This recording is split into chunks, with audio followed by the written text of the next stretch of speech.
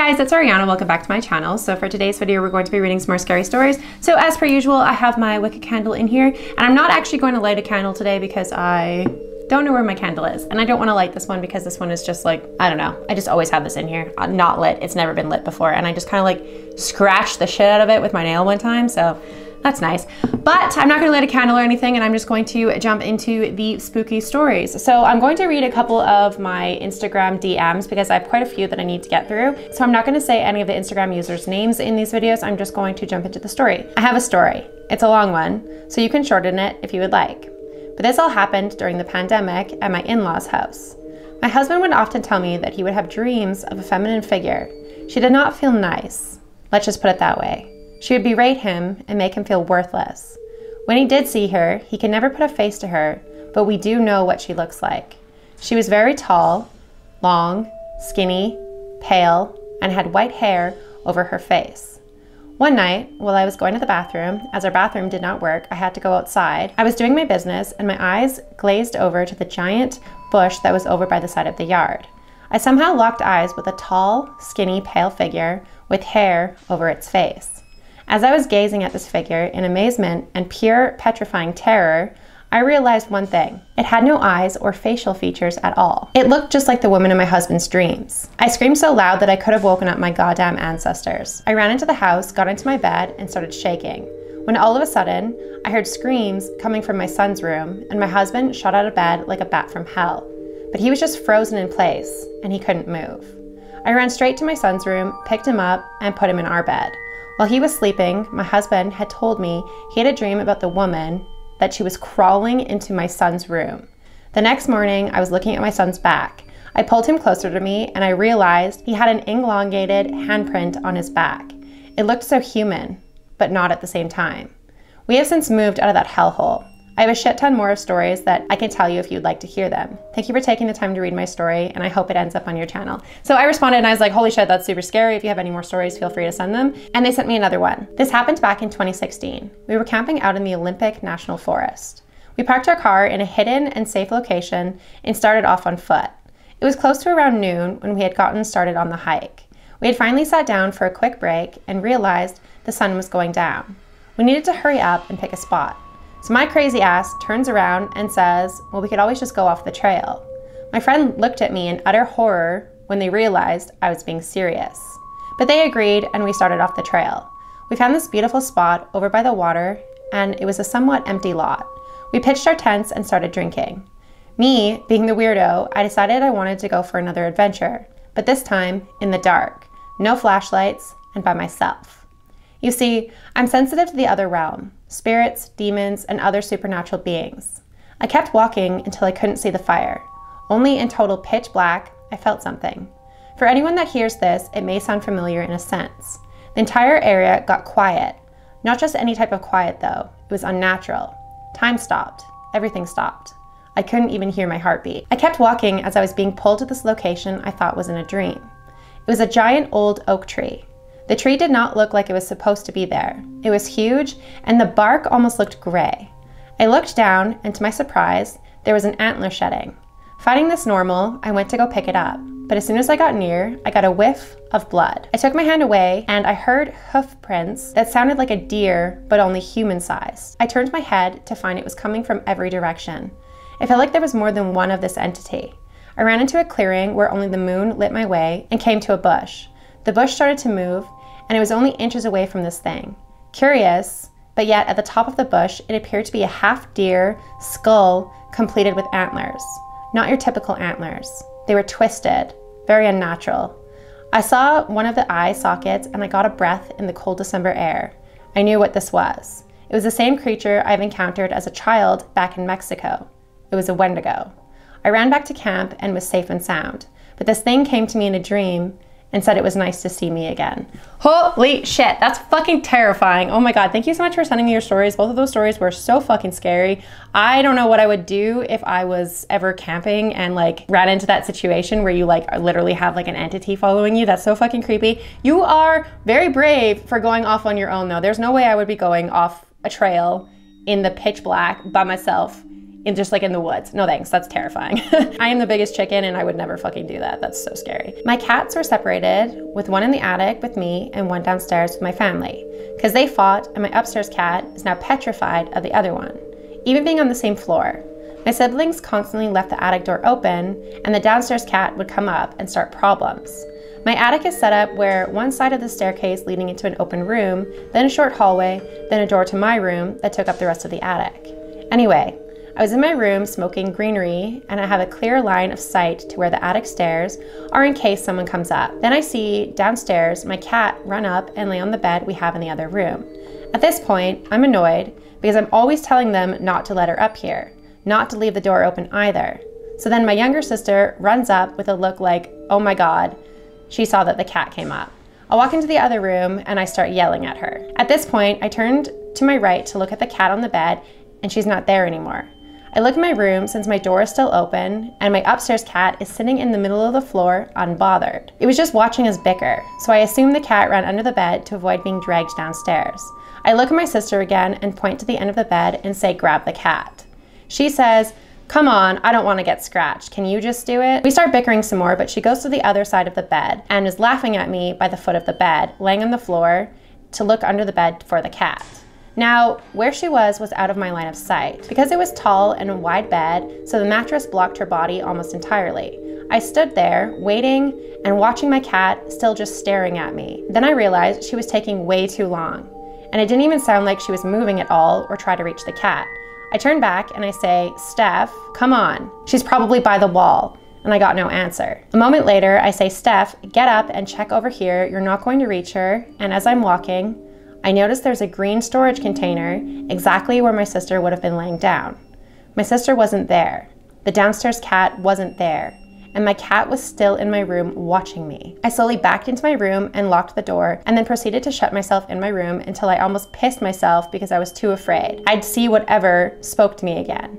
I eventually did go downstairs to use the bathroom and asked both my sister and my dad if any of them went upstairs at all, and they said no. I have never ever hallucinated before after this. High or not, I saw it and it talked to me. It had an entire conversation with me, then it laughed right in my face when I believed it.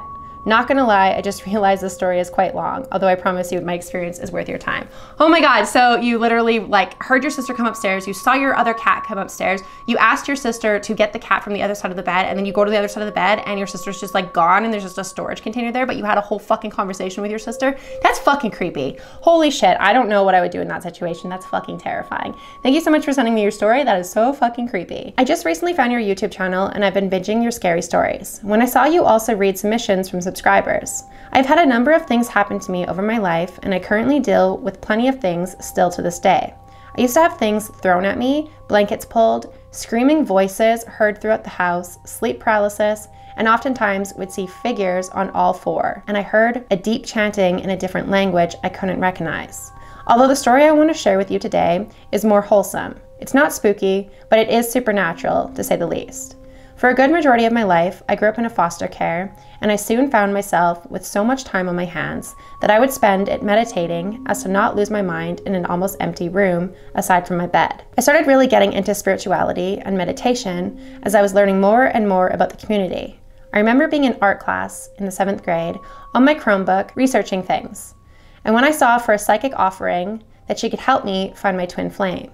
I didn't click on it because oftentimes these ads are just scams. Yet, it left me curious. What was a twin flame? So later that day, I researched and I was intrigued. To make a short story long, a twin flame is like you, but a different body. I think Greek mythology explains this the best, with Zeus explaining that all humans were made with 2 heads, 4 arms, and 4 legs, and he split them in half, making them search for their other part of them for the rest of their lives. I remember begging the universe to let me meet my twin flame that night, and every other night after that for a few months. Until one night, it finally happened.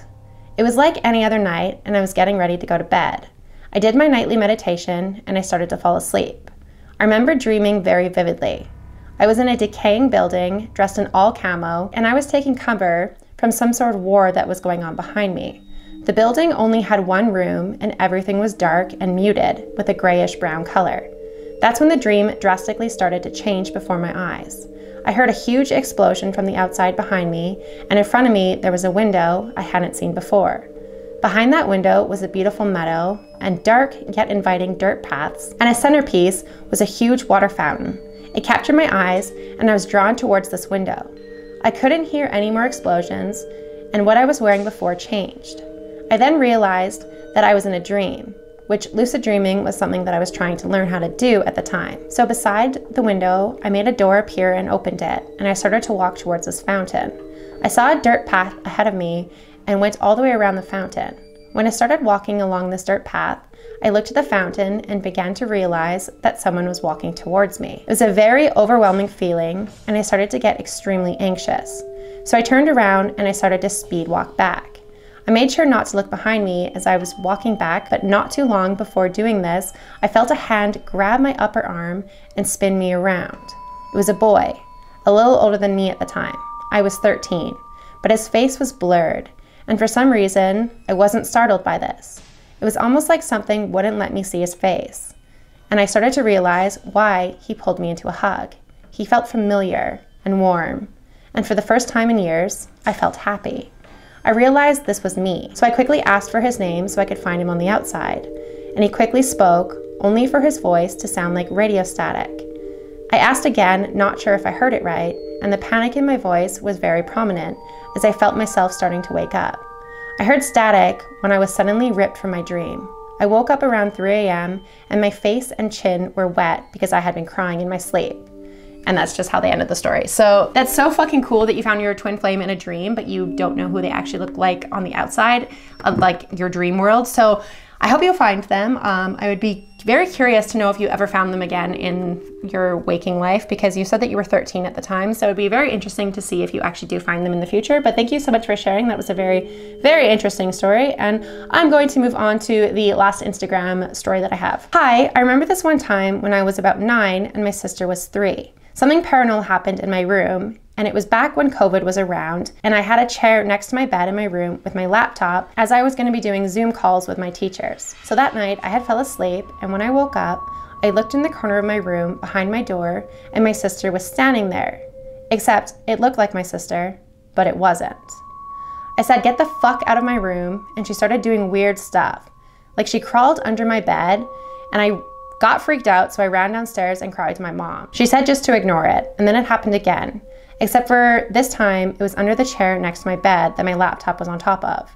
She was smiling at me with this weird grin, and I knew it wasn't her because I went downstairs and my sister was sleeping on the couch. We called my grandma, and she said it could have been something paranormal and just to ask what it wants.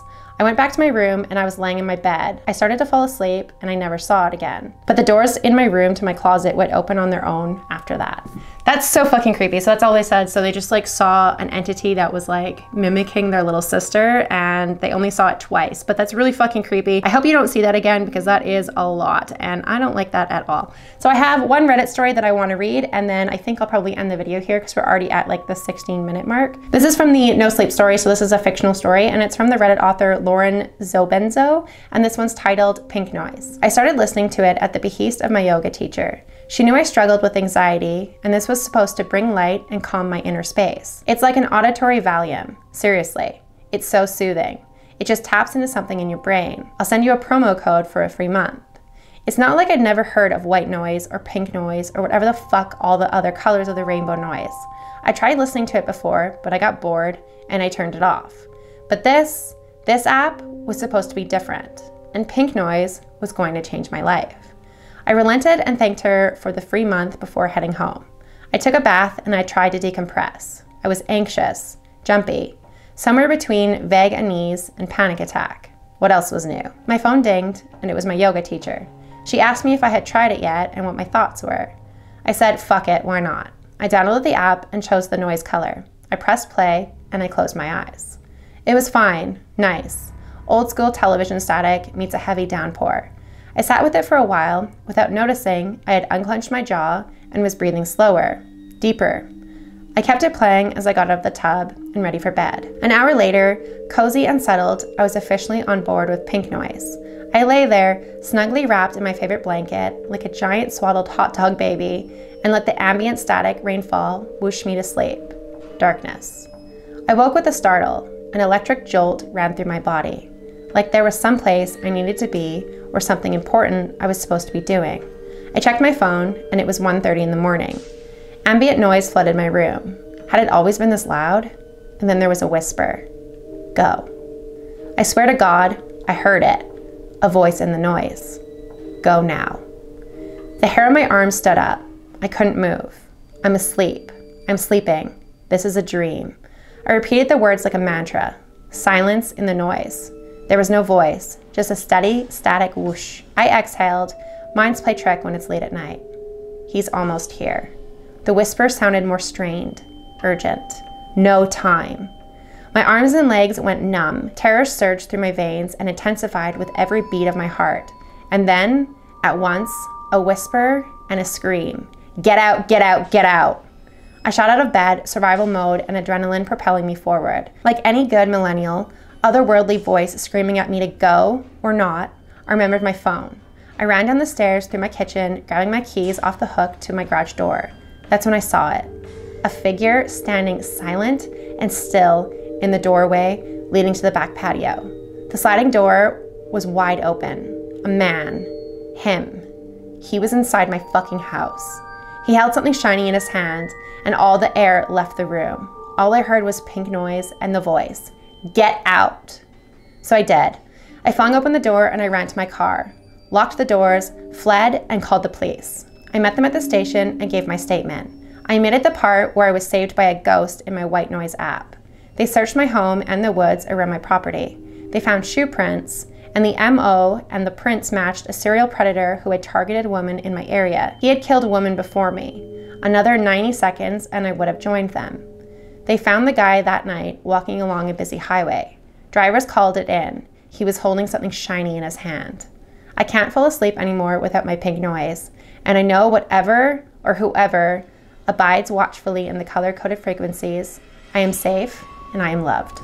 And that's how they ended the story. That's so fucking creepy. That was a really, really well-written story. Thank you so much for allowing me to read your story. That was really fucking creepy and really good. I liked that one a lot. So that one was obviously a no-sleep story, so that's a fictional story, but it was still very well written. So this is where I'm gonna end the video because we are at the 21-minute mark. So thank you so much for watching this video. If you guys did enjoy this video, please make sure to give it a big thumbs up. Don't forget to hit the subscribe button down below for more content like this. If you guys made it to the end of the video, leave me your favorite emoji in the comment section down below, and I'll be sure to reply to everybody that leaves me an emoji. If you guys have any scary stories, any fictional stories, any no sleep stories, any just creepy stories in general that you want to share with me and have me read on the channel, feel free to email me or message me on Instagram and I'll be sure to read them as long as they are appropriate for my channel. But thank you so much for watching this video and I will see you guys at the next one. Bye.